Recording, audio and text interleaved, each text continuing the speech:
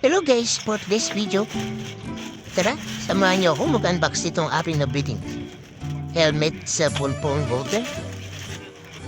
Ito nga masyado na akong excited kasi gusto ko na siyang itry. Ang problema, gabi ko na ito na-open. Kaya bukas na lang. Dati, gabi ko lang ito nakikita sa mga videos, sa mga vlogs. Ngayon meron na ako, kaya excited na talaga ako.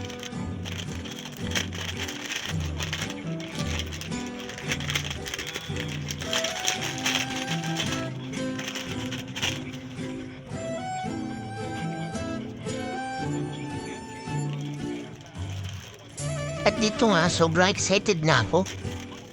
Kaya gusto ko na siyang ikabit sa aking helmet. Dito nga pala guys, yupitan niya para bumuka siya. Bumuka. Para lumuwag, para kumasya yung cellphone mo.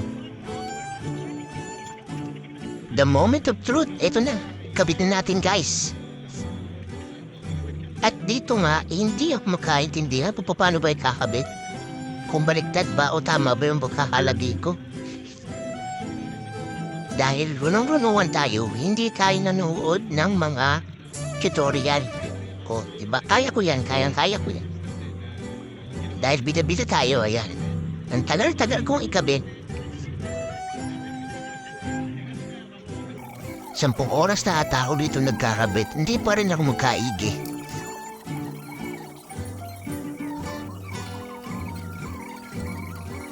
Finally, sa tinagal-tagal kong paikot-ikot, naikabit ko na rin.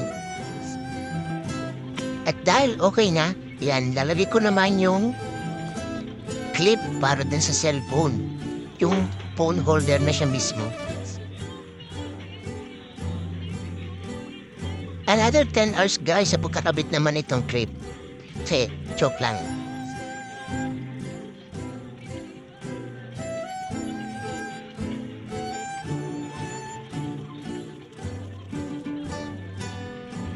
Ayan, okay na guys. Subukan naman natin lagyan ng cellphone. O ano nga ba magiging itsura? Vlogger yan.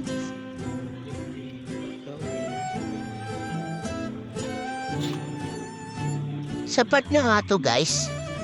Nagtataka ako kung bakit luwag siya. Hindi siya masikip.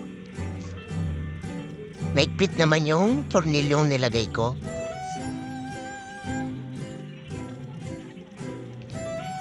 So ayan, ilalagay natin yung cellphone. Bayahin na muna yan. At dito nga guys, nilalagay na natin yung cellphone para mapita natin kung gano'ng napakaganda tong item na to. Oh shit!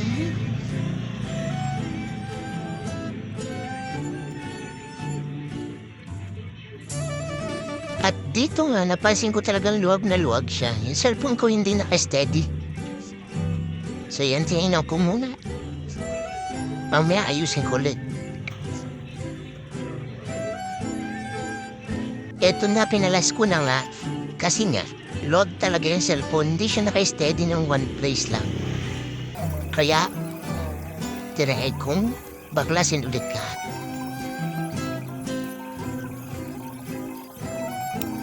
At dito nga, baliktad pa nga yung pagkakabit ko. O diba, kitang-kita naman, baliktad. At dito okay na, kaya pala yung clip sa cellphone ay panay ang galaw. Baliktad pala ang pagkakabit ko ng tornilyo. Sa kabilang side pala dapat. Kaya pala, hindi ako makaintindihan.